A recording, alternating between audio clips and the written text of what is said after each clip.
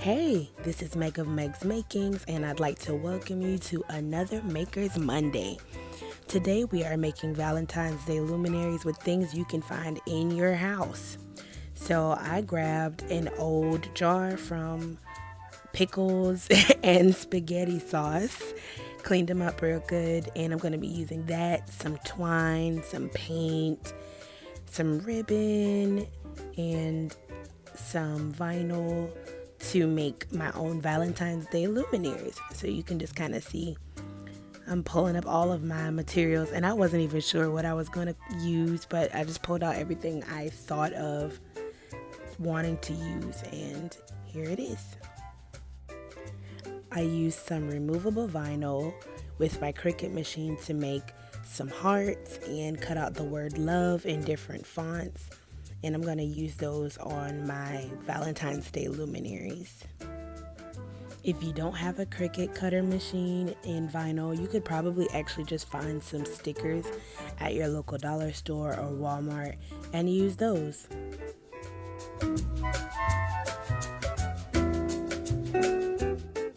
This is probably one of the most simple crafts you can do because it doesn't require a whole lot. Like I said, you can get some stickers from the store. If you have a Cricut machine, you can cut them out yourself.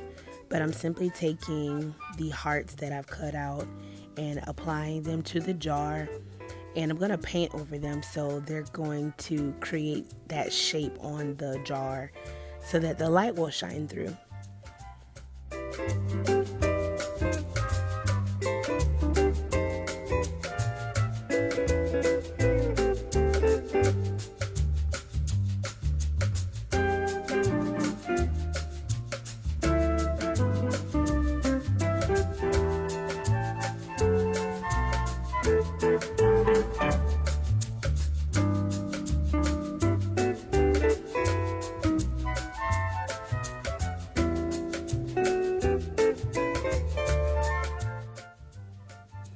So I have placed my hearts on the jar the way that I would like them to be. And so now the fun stuff begins. I'm going to take my red paint and paint over the entire jar from top to bottom. I think I'm actually going to leave the bottom unpainted, but I'm going to paint the entire jar in this red color, and the light from the stickers where I've taped them off are going to shine through, and that's going to give it that cute little Valentine's Day luminary effect. So you see I'm just painting the jar with my red paint, and it's not very opaque. So I actually love that about it because it kind of gave almost like a painted glass look. Well, of course it is painted glass, but it gave more of a painted glass feel.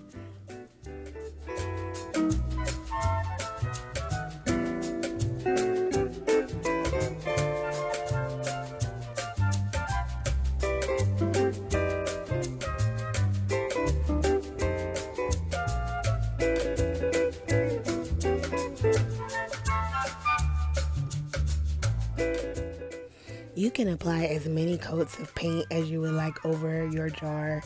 I wanted to be able to kind of see through the glass a little bit, even in the areas where there was no sticker cut out. But yeah, so you can decide to paint as many coats over as you want. And y'all know I do not like to watch my paint dry. So I grabbed my embossing gun to use for the heat to dry up the paint really quickly, and you can see how it's drying and you can see how beautiful that red is coming out. But I wanted it just to be a little bit darker, so I went back in for another coat.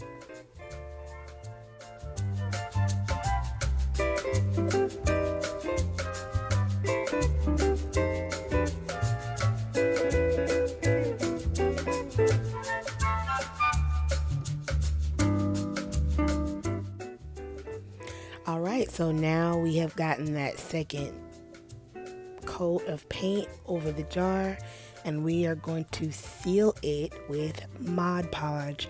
You can find Mod Podge at your local craft store, at Walmart. I think they're even in the dollar stores now.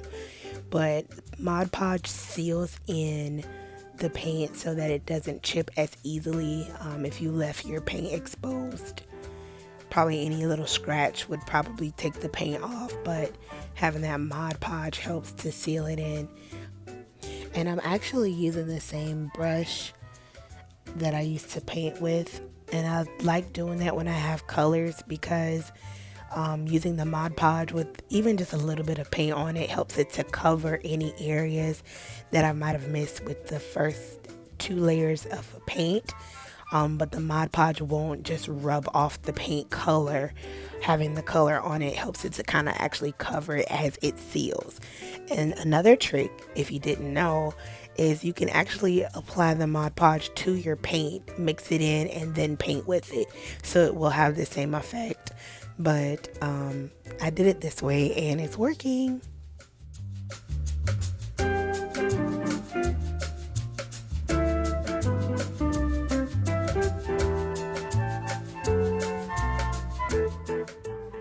So we're finishing up this jar. Of course, I use my heat gun to dry it. I don't recommend doing it for too long. Too much heat will cause it to kind of bubble up, and we don't want that. I've already applied my decals to this jar. As you can see, I have the word love in different fonts. I have a heart, and I'm going to paint this in a beautiful metallic gold. It has a shimmer to it that I'm so excited to see when it's done. And just like with the first jar, I'm just going to paint over it with the gold paint in my brush and just give it a good cover.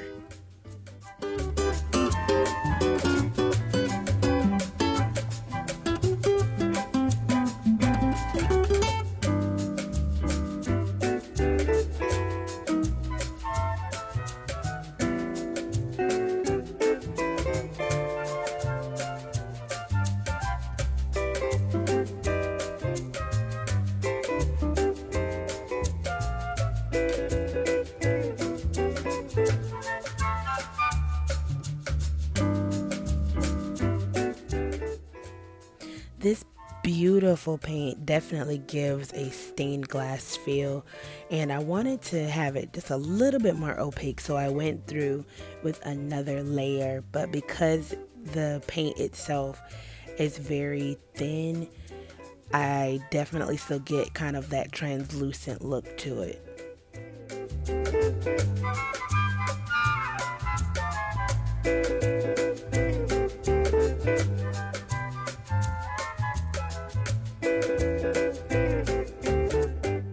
Now I'm going over the jar with the Mod Podge again, just to seal it, just like I did with the first one. And I'm so excited about how this comes out. I will say though, that don't make the mistake I made in not peeling up your decals, stickers, vinyl, whatever you use. You should kind of peel it up right when it's wet. It becomes kind of challenging to peel up once you have it dried. So be sure to take up your stickers while the paint or glue is still wet.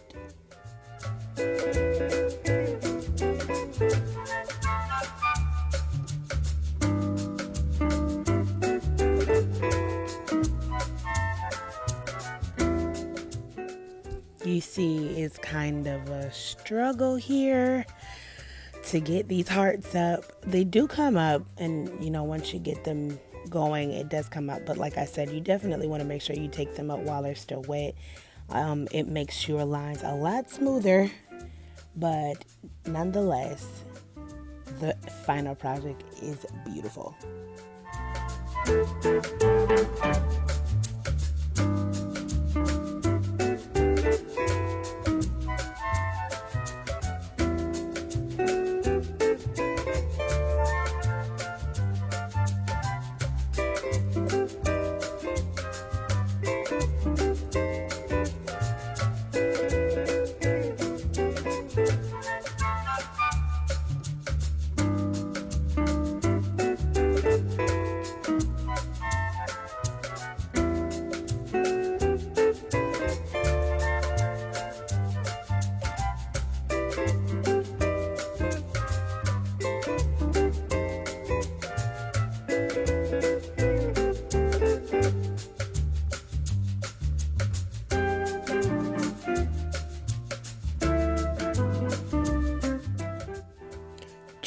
just to reiterate the point, make sure you peel up those stickers when the paint or glue is still wet. I had to get an X-Acto knife to kind of go around the edges of the stickers just to make sure that the paint didn't peel up as I was pulling them up. You don't want to have to go through all of this, so take my advice and pull up the stickers while the glue is still wet.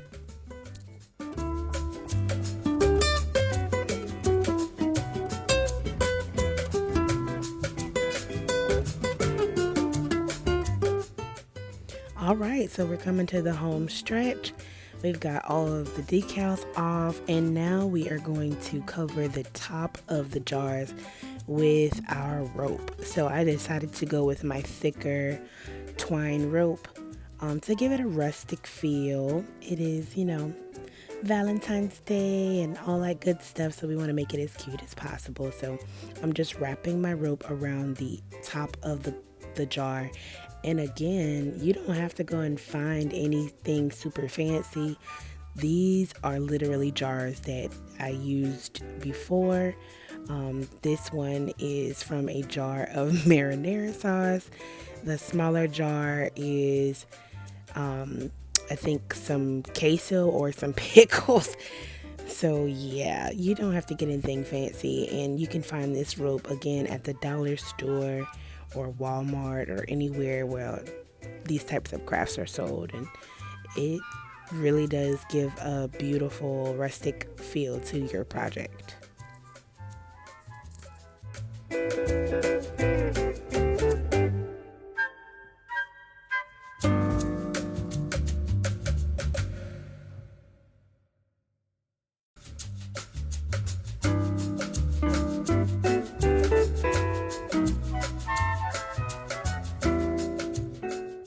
You remember from the beginning of the video, I had 3 different types of ribbon, and I decided to go with this thin one to just give a cute little overlapping, I don't know what you want to call it, but it's cute, so we're going with it.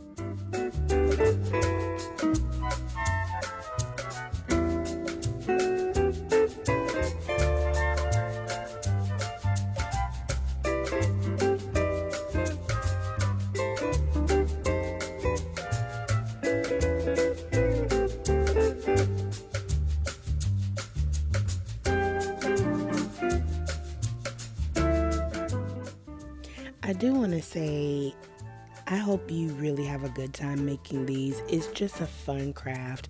It can be done by anyone of any age. I think even younger children can probably do this with some adult supervision. Just have some fun with it. Don't try to make it perfect. Of course you might have some flaws. It's homemade, but that's what makes it beautiful. And here we are, these adorable little luminaries. Here is the gold one. You see my little tie there. I just love it, and I'm so excited about this because it was very, very inexpensive. Did not have to buy a thing. Had everything at home. And even if you do have to buy it, like I said, it's very inexpensive at the stores, and it's just beautiful. So I did have to buy these candles, and they are 4 in a pack for $1.25. Can y'all believe the Dollar Tree has bumped everything up to $1.25? But nonetheless, because that's neither here nor there, so I got these candles from the Dollar Tree, and here is the most beautiful little luminaries you ever did see. Aren't they just so cute? You can see your hearts just lit up.